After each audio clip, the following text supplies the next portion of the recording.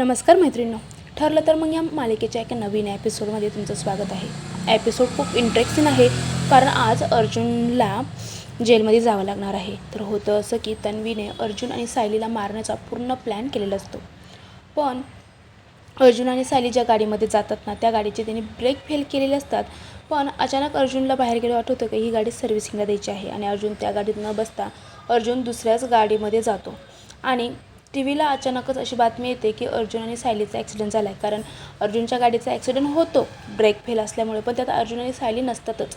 हे बघून घरच्यांना खूप मोठा धक्का बसतो, पण इथं तन्वीला खूप आनंद झाला असतो की बाई फायनली अर्जुन आणि सायलीचा चॅप्टर आज क्लोज झालेला आहे म्हणून। थोड्याच वेळाने अर्जुन आणि सायली दोघेही घरात येते। तन्वी त्यांना बघून तन्वीला खूप मोठा धक्का बसतो।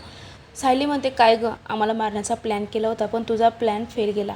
तन्वी म्हणे, थोडीशी वाट बघ, अजून खूप मोठं एक तुम्हाला सरप्राईज आहे आणि त्यामध्ये तुमच्या आयुष्याचा सगळा चकनाचूर होणार आहे। आता सायलीलाही कळत नाही की तन्वीने मला अशी धमकी का दिली आहे। थोड्या वेळाने पोलीस येतात आणि अर्जुनला सांगतात की तुमच्या गाडीमध्ये काहीतरी आहे अशी आम्हाला माहिती मिळाली आहे। अर्जुन म्हणतो, माझ्या गाडीत काहीच नाही आहे। ते म्हणतात, चला मग। गाडीची डिक्की खोलल्यानंतर गाडीच्या डिक्कीमध्ये एका बाईची लाश असते आणि ती लाश अर्जुननेच त्या बाईला मारलेलं आहे असं पोलिसांचं सांगणं असतं आणि पोलीस आता अर्जुनला जेलमध्ये घेऊन जातात।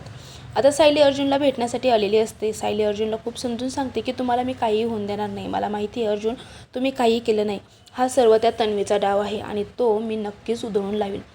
सायली आता जेलच्या बाहेर पडल्यानंतर पुन्हा तन्वी तिला भेटते आणि म्हणते, आता एकटी काय करणार, अर्जुनच्या जीवावरती खूप उड्या मारत होती ना, आता अर्जुनला सोडून दाखव। आता सायली अर्जुनला सोडवेल का नाही हे तर आपल्याला पुढील भागातच कळणार आहे, पण त्यासाठी तुम्ही चॅनलला सबस्क्राईब करून ठेवा, व्हिडिओला नक्की लाईक करा। थँक्यू।